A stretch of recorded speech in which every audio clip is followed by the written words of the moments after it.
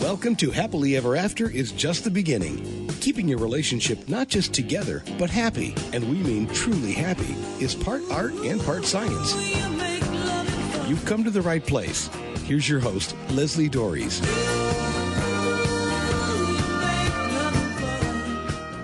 I'm a licensed marriage and family therapist, a relationship coach, and in a 36-year and counting relationship slash marriage.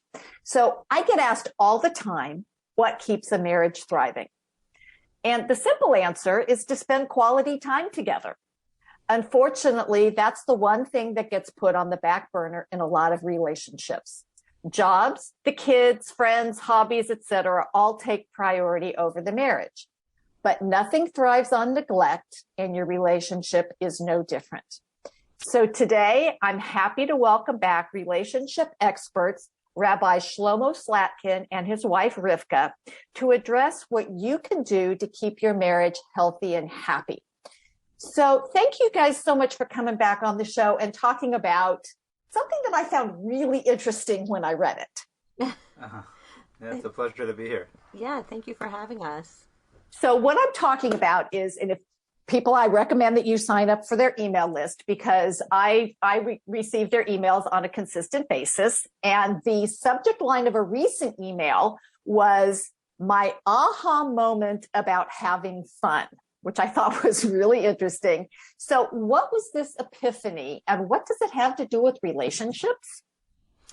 Well, thank you, Leslie. It's funny. Well, I guess not so funny, but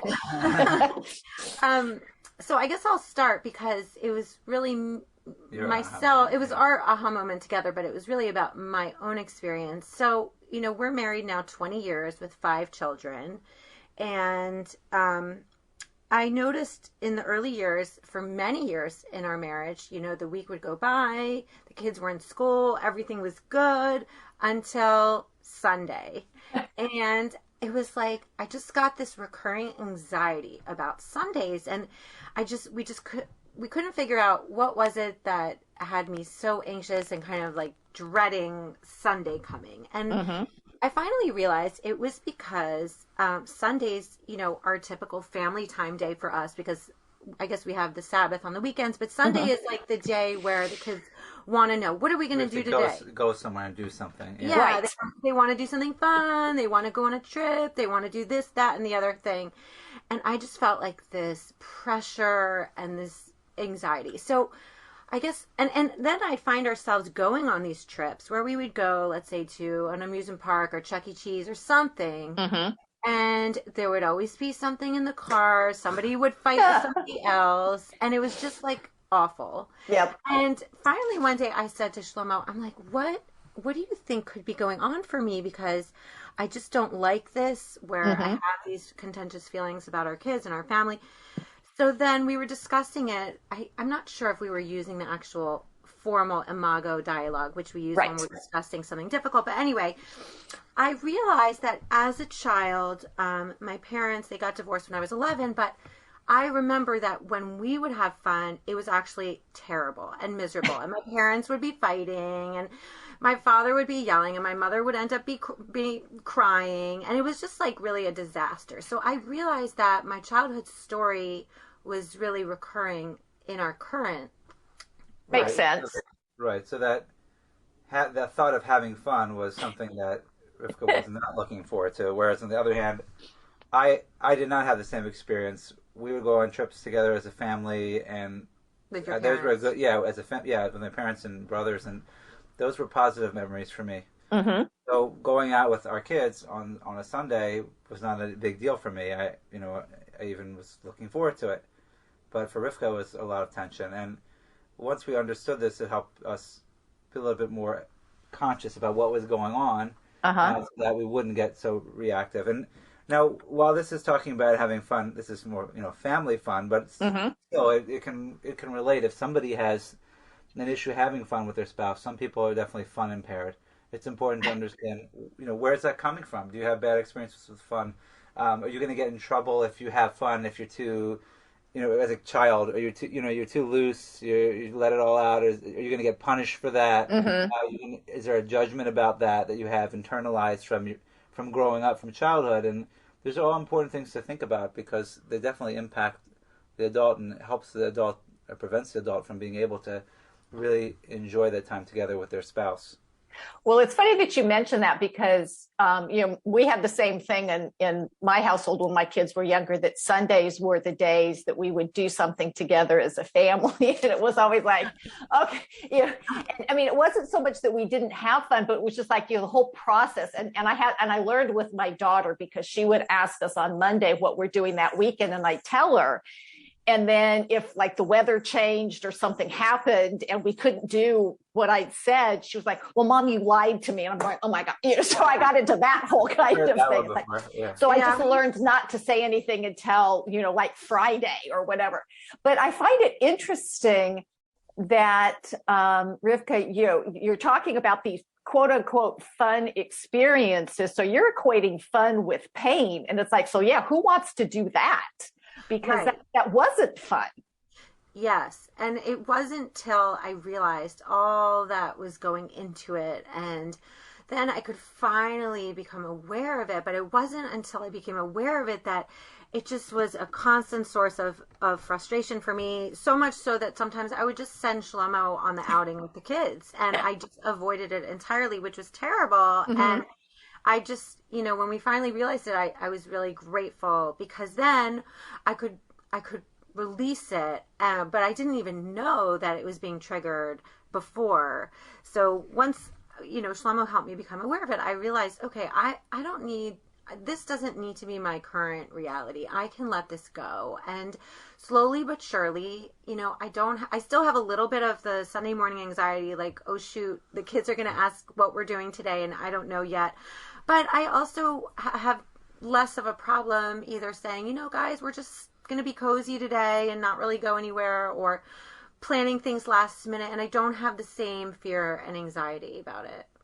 Which is really such a good thing. I mean, I've been accused by my family of being a fun sucker. So, it's really funny because it's like, we don't get snow where I live very often, but when we do, when the kids were little, they wanted me to go out and play in the snow, and I don't like being cold. It's like, no, I'll stand at the window and watch. So they would just accuse me of being a fun sucker because it was like, I really hated I don't like being cold, and I'm cold all the time. So I do want to ask, because we're talking about doing things as a family, and we all know that we also need to be doing things as a couple. So what actually prevents couples from having fun together? Yeah, so part of it is if you do have this idea about fun, that's a negative connotation with it, that will definitely impact. I think it's just people don't prioritize their relationship. I think they're so busy.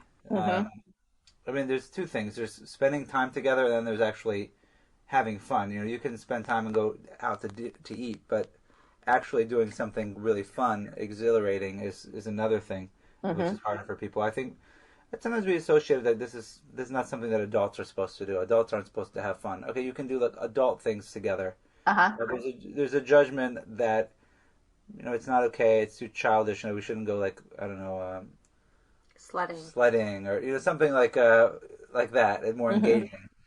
So there's, when you have a lot of people though that are really into those types of things, but you also have a lot of couples where one or both are really more reserved. So that's a part of it. I think also just a judgment that I have to be an adult and is this for kids? Yeah, and I think Shlomo's right that, it really comes down to prioritizing, because especially when a person's raising young kids, it's very tempting to get into the trap of, oh, well, we can't leave them right now. We can't take that trip, or we can't take that vacation because we don't have proper childcare. Well, the kids benefit when the parents come back happy and well connected and exhilarated from their time together. And so the cost benefit analysis of leaving the kids versus coming back, much more vibrant and revitalized, it's really a trade-off. I always say, if looking back on our 20-year marriage, if there's one regret, quote unquote, or something I wish we would have done differently, is I wish we would have taken more trips, more opportunities when they came up to actually leave the kids, go away, have a great time, have a blast, come back renewed.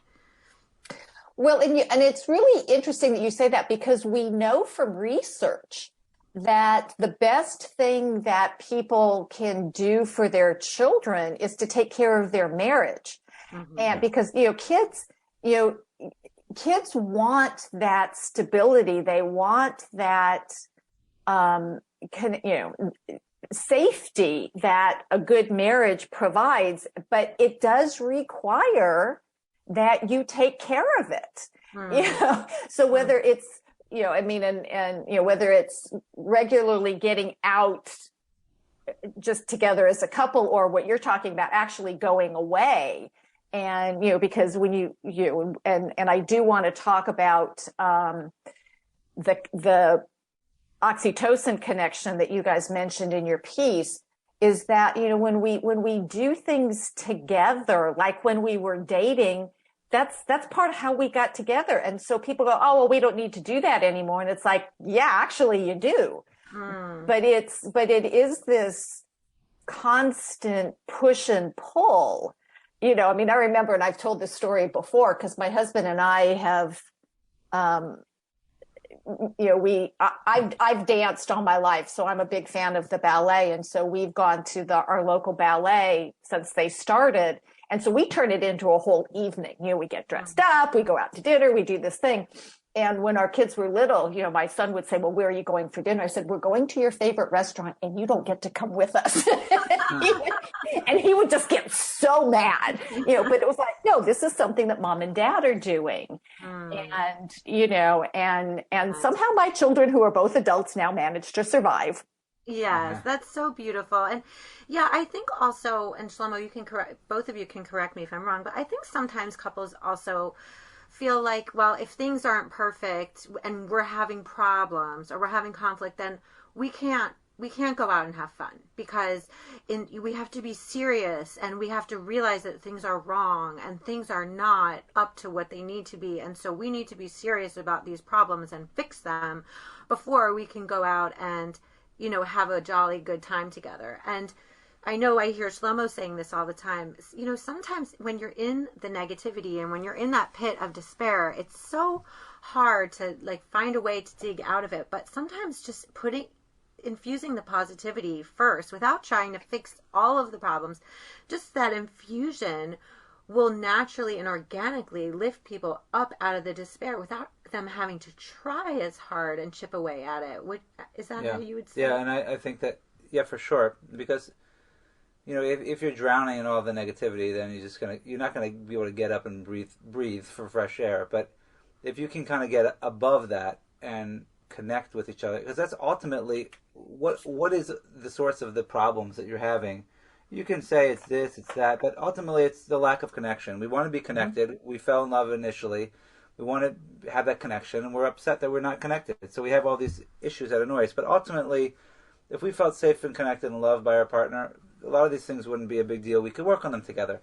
So making that and making a priority to have that fun, even if you're not in the best place, is really important. I mean, on the other hand, I have had some couples that I feel like almost like so toxic that they'll ruin anything. So they're going out and have fun, and it's a disaster because somebody was a jerk or this or that. So it really, I think it depends. In general, I think in most cases where couples are struggling, I think that having fun is going to make a huge difference. Someone who's really, really toxic, as I said, they could ruin sabotage even the best occasion.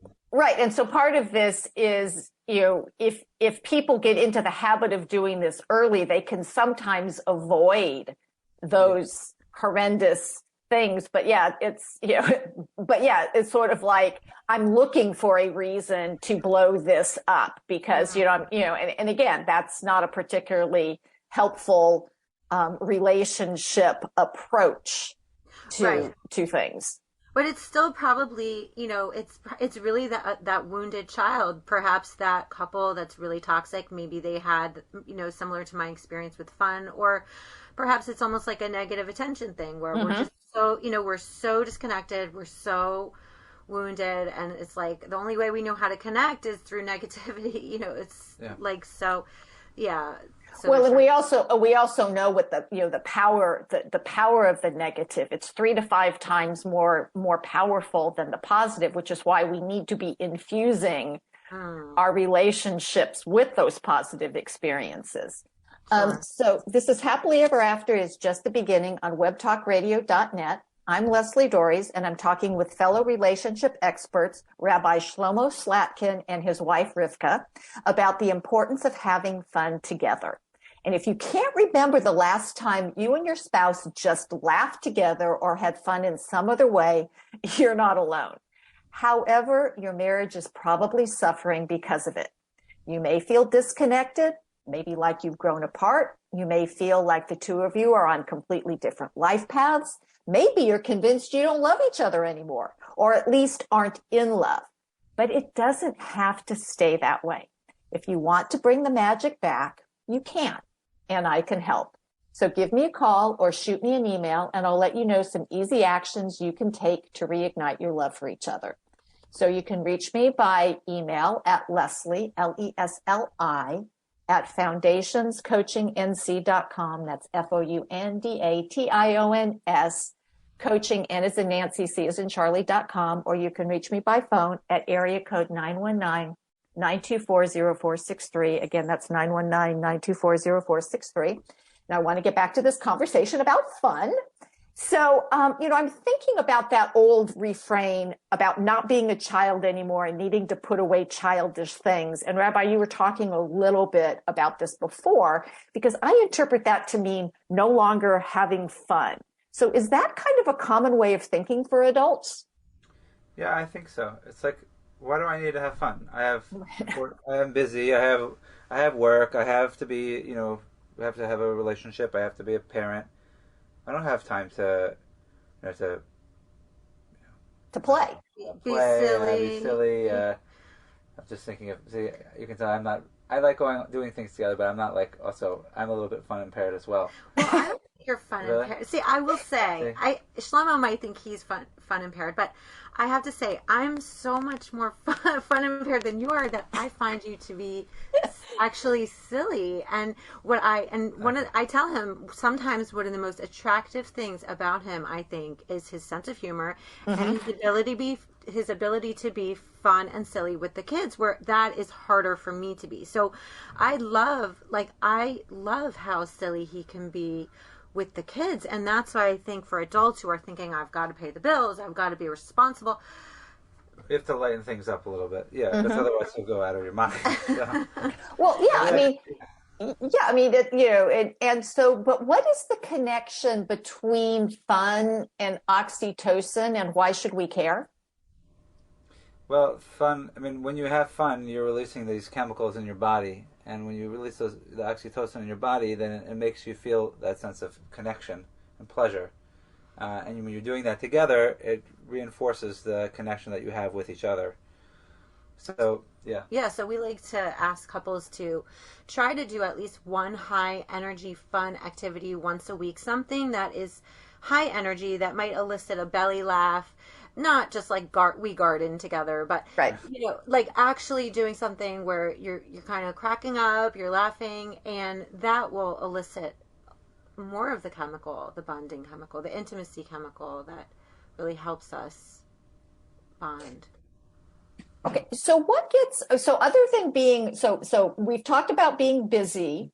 We've talked about being fun impaired. So if you are fun impaired, because, it's interesting because I just took a class on play, right? I've learned that I don't play a lot. And I've had to kind of reevaluate what play is. But what gets in the way of a lot of, people being able to play, being able to just give in to that just deep belly laugh, that just deep, I'm just going to take a humorous look at what's going on in my life, because right now things aren't very humorous. Yeah, that makes sense. I know for sure, things are not very humorous. I know for me, what gets in the way is I got all kinds of childhood messages about, oh, you're too loud, or you're too you're being a show off, or you're moving your body too much, or you should be listening more than you should be talking. So I became much more inhibited with around having, being playful. And that's part of the work we had to do in our own marriage, is learning how I could reclaim those lost parts that I lost as a child to be more fully vibrant and alive, because every child is born fully able to be whole and alive, but then as we grow up, we receive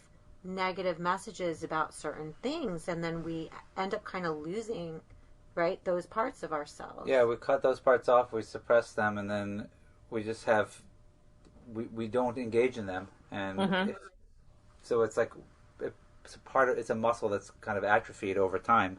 So when somebody tells you, okay, now you have to have fun, it's not so easy.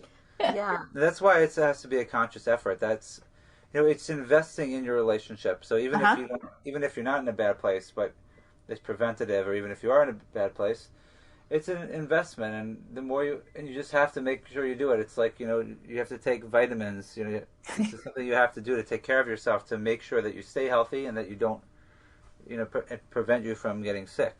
And that's, yeah. Yeah, and it's interesting as you're talking, I'm remembering, this just happened recently with a couple I've been working with, and she got really upset. They were at a wedding, and she got really angry with him because he was out on the dance floor dancing, and I'm kind of like going, wait.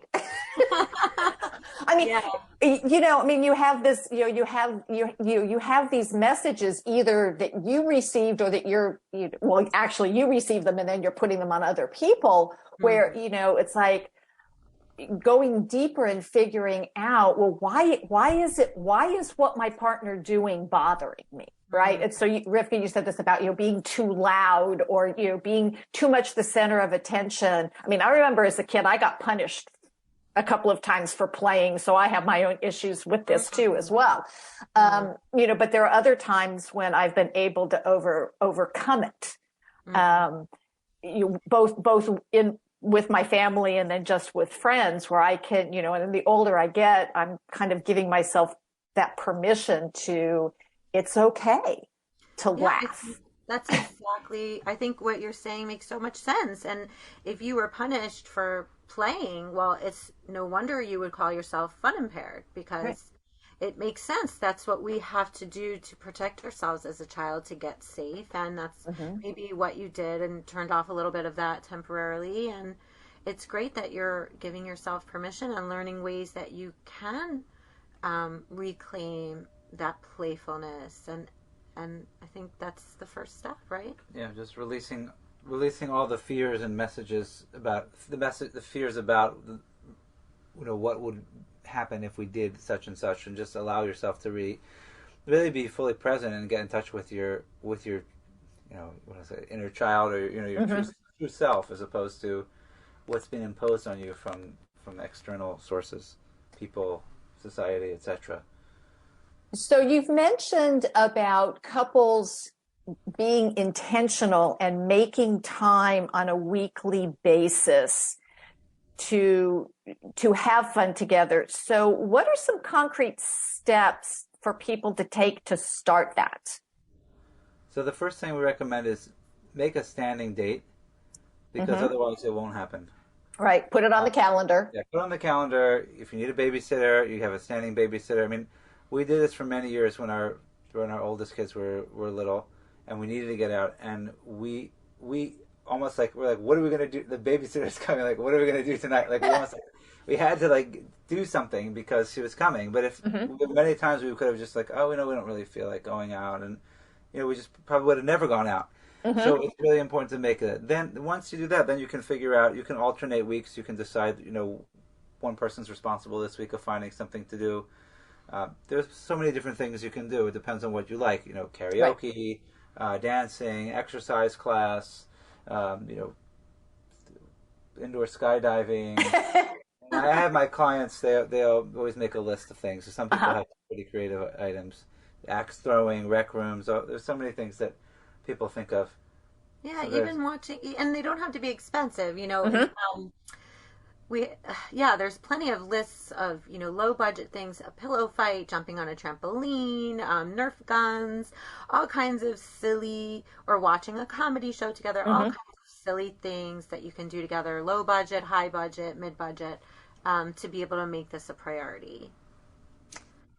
So I did want to talk because if couples are in a rough place,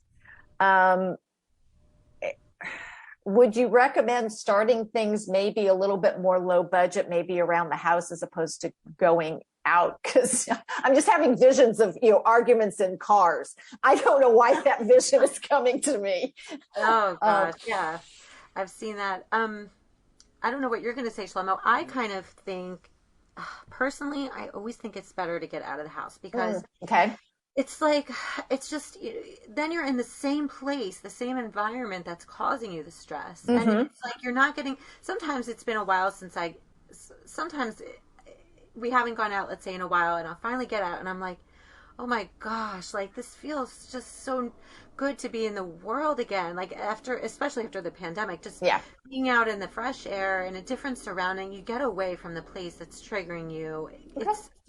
But you're right, Leslie, like I've definitely seen, at least growing up, plenty of fights my parents had in cars and, it just depends on, what do you think, Shlomo? Yeah, it depends. Like, I know for us, like, I feel like just getting out, even if we're like not feeling connected, getting out will just change that right away. For other couples who are in a very, very toxic relationship, it might be different, and it could be they could try to do things at home, but it just depends. It really just depends on the couple, like how disconnected are they feeling, and why, and what are the issues that are going on.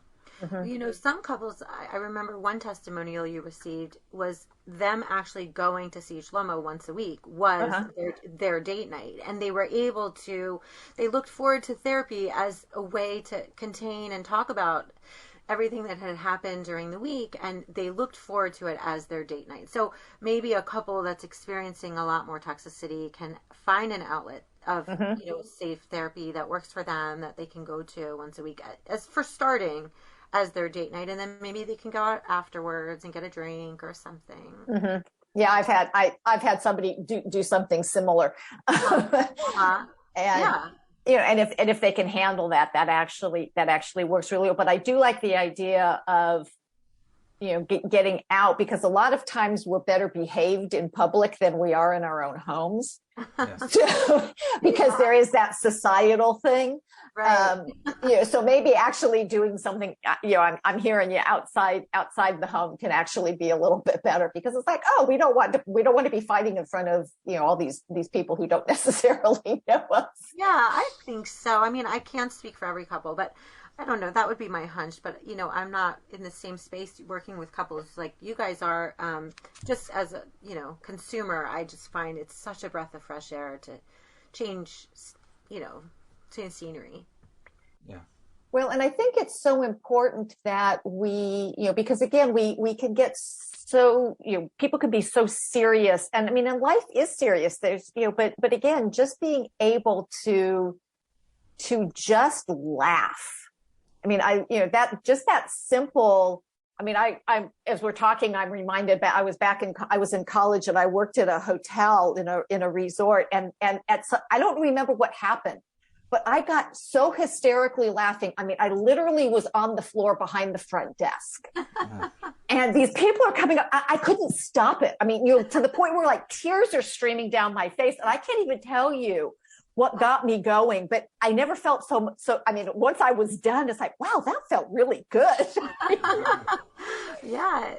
People are looking at me like, okay, who is this crazy woman? But, literally on the floor behind the front desk. Luckily I didn't get fired, but. Oh my gosh, that is fabulous.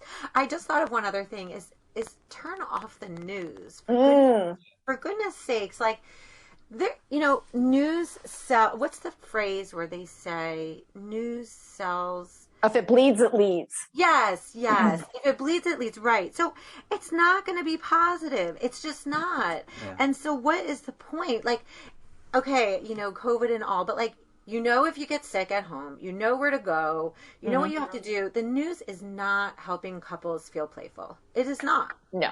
It's contributing. It's having people depressed, anxious, doom and gloom. Right. It is. And it's not helpful. And maybe in the beginning we needed it more so. But, we're almost 3 years after this pandemic. 2 years, whatever. It feels like it feels like longer, yeah. It's like enough already. I don't know. Maybe I'll make, maybe some people will disagree. But I just don't see it helping. It puts people in place of fear and then survival mode. And then we know what happens when we're in survival mode in a relationship. We definitely can't thrive, definitely can't connect. So, the more stressors you can, unnecessary stressors you can avoid in your life, you don't need to know. In the olden days, I think that we could say like, oh, why are so many people depressed these days? But it could be they were back then as well. But I think, though, that we have, on the one hand, we have the amazing aspects of technology where we can connect with everyone and know what's going on everywhere in the world, every moment. At the same time, do we really need to know every little thing that's going on everywhere in the world at every single moment? It's just overwhelming, and for people who are sensitive to it, it can really just make people very anxious and very depressed. And it doesn't really, the information isn't necessary. Just get wrapped up in the right. Get off social media. Yeah, and that's even worse. So. Or at least limit. I mean, because it's like back in the day when it would be something would happen and you wouldn't learn about it for months because we didn't have the 24/7 news cycle, and somehow people managed to still function, not knowing. I mean, yes, I'm somebody who likes to be informed, but yet, I just remember, the other day I just turned off the radio going, I don't want to listen to this. I just don't want to listen to this. It's just not so productive. And I wish news was about, they would make it where it wasn't just about the scary bad stuff. But it's not helpful, I don't think. Well, I want to thank you guys for coming on and talking about this really important topic and continuing to encourage people to find joy in life, because we can find joy in a rainbow. We can find joy in a flower. We don't need these, big whoop-de-doo things. So where can people learn more about you guys and start to follow you? Because I think everybody should. Oh, thank you. Thank you, Leslie. The main place where we communicate is on our website, themarriagerestorationproject.com. So that's a little bit long, themarriagerestorationproject.com. And we've got all sorts of ways for couples to have fun, from low budget to whoop-de-doo. Like you said, Leslie, a little bit more fancy, like, bigger things. So one of the things we've launched this year for 2022 is actually therapeutic destination retreats for couples, to be able to go to a place that has COVID-19 safety protocols in place in the hotel, but where they can actually have a great time in a beautiful location and also experience some marital education, exercises, workshops, trainings to be able to help them reconnect. And we felt like it was necessary to put that in place, especially now after the pandemic, with safety in place. Yeah, because people need to get away. People need to be able to focus on their relationship and also feel like they can have this fun experience together. And to do it together, it's a win-win. Absolutely. Yeah. So I want to tell people that making time to be together as a couple on a consistent basis is critical if your relationship is to survive. And in my book, date nights should be about having fun. Not critiquing the relationship or dealing with problems, but simply enjoying each other's company. So hopefully you have gotten some good information today about what you can do. And so the question I have is, what do you need to get started? And hopefully one of the things you will do is to continue to listen to this show. And until next week, stay loving.